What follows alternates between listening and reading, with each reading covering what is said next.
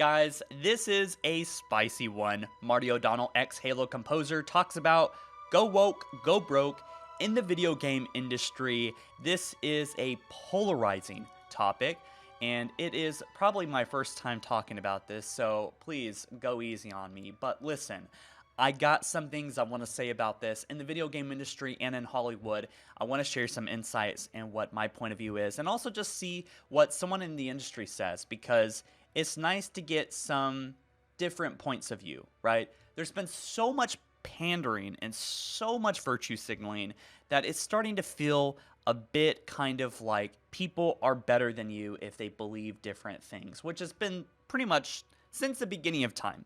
But Halo series composer Marty says video game industry is now pandering because they fear being on the wrong side of some special interest groups who can be very loud and very annoying.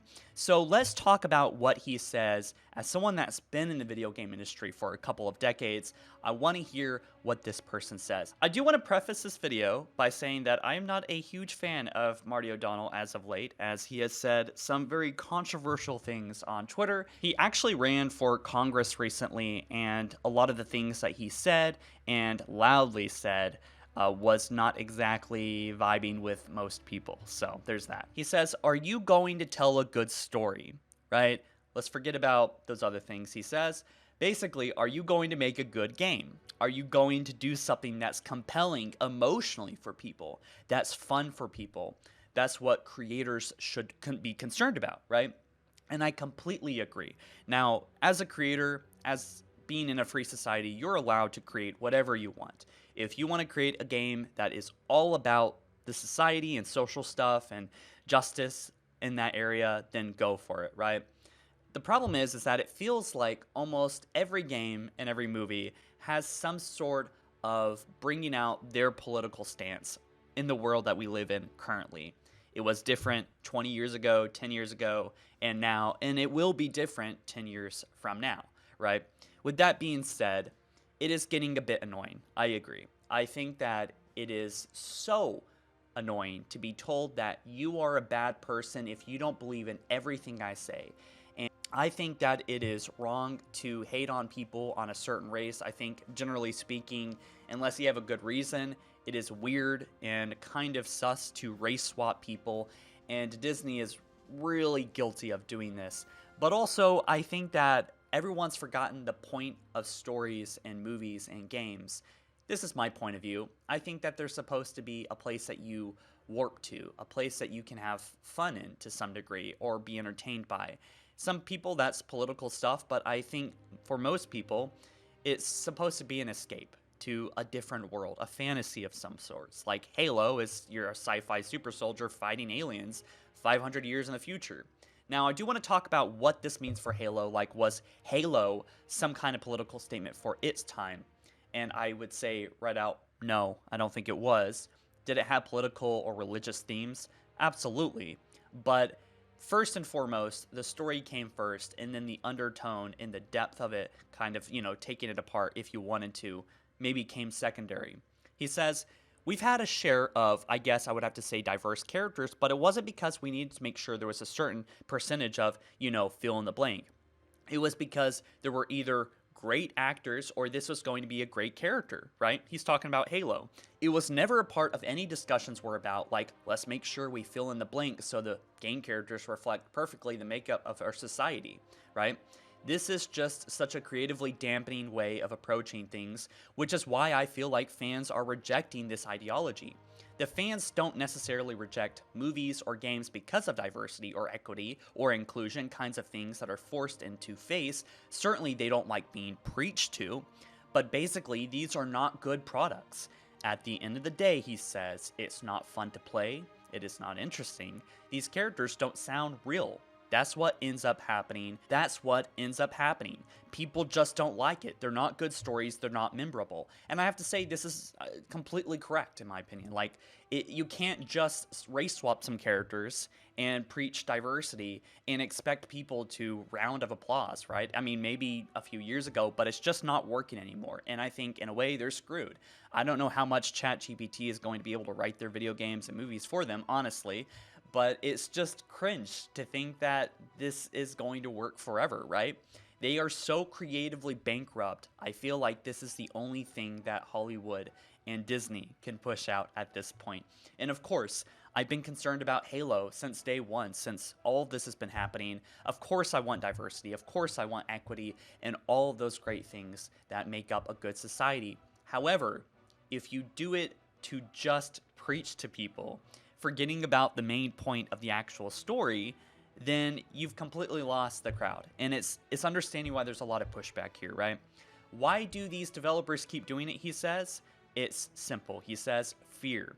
I can't say for certain what's in everybody's mind, but I know when I was there, when I was on the board of directors at Bungie, when I talked to the higher-ups at Microsoft, there was a lot of fear, and the fear started creeping in. There is fear that you are going to essentially get on the wrong side of some special interest group who can be very loud and very annoying, so let's placate those people. So I would say fear is probably one of those biggest things. He continues, I don't think in my experience that these are deeply held beliefs. You have to understand that, especially in big companies, the C-suite and the executives, all they are doing is looking at the bottom line. I honestly think a lot of people are empty suits. They don't actually have core values, so they adopt the core values of the moment to make sure that they are on the right side so they don't get any sort of backlash. And that's the indictment against these kinds of people who end up running the companies, he says. But I rarely found people with strong moral character running the companies. They tend to just go the way the wind blows. I want to stop there for a second. So he's definitely touched upon a lot of really key things that are happening. I think there is a lot of fear, a lot of anxiety of pissing off the wrong crowd. And as a content creator, I totally understand, man. But the thing is, the world is not sunshine and rainbows. You're gonna say something. Even if you say something super sweet and nice, people will argue and people will be awful. But really, if you want to know if you're on the right side or not, look at your behavior. Are you treating people with kindness and respect? Even if you think your values are kind and respectful, if you still at the end of the day hate people and treat them bad because you think that they're not following your kind beliefs, then you're part of the problem. It makes me think about the Empire with Star Wars. I'm not even saying any side specifically because all sides do this, right? It's really, really annoying how people think that the world is black and white, right? It's not. There's a lot of grays everywhere. I'd say almost nothing is black and white. There's very few things that are. So he says they aren't actual directors, they're not artists, they're not musicians, they're not writers, they haven't created anything. They might have come from marketing, but they just don't have good judgment when it comes to this. They have a lot of fear. So I would say fear is a big driving factor here.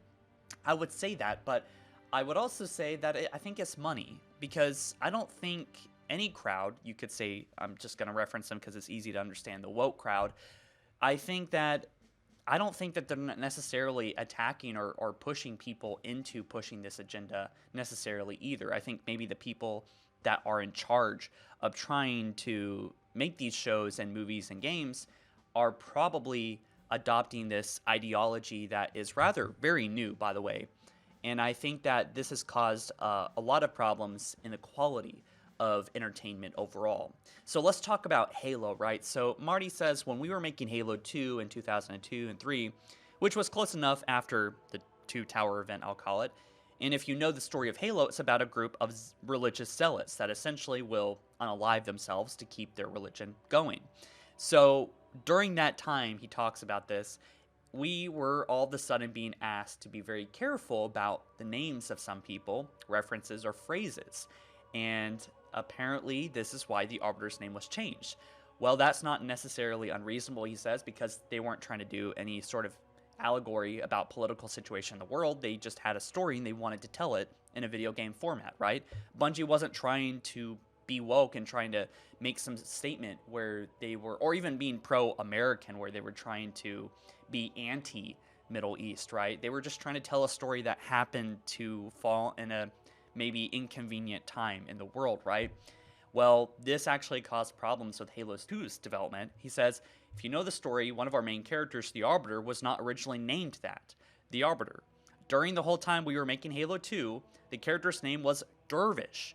We had recorded all the voices, I had directed all the actors, and everybody was using the term Dervish. And then we found out oh, this could be seen as an insult to some Islamic religious figure known as dervishes. So we had to change it. He ultimately admitted we were forced to change the name to a different name, so we came up with the Arbiter.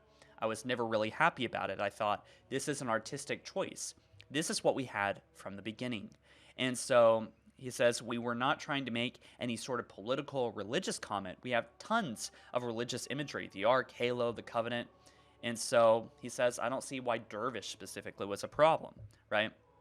Well, anyway, he talks about how there's very little pushback against like evil white guys, especially men, evil corporations, no problem.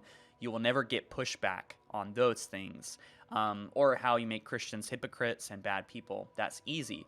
But if you push back against any of these, I guess, special interest groups, as he said, you know, you're gonna get destroyed, right? So I will say that that's not necessarily, I don't agree with that necessarily. I think that, well, for one, I think calling a certain race bad because they're a certain race, well, we all know what that is, right?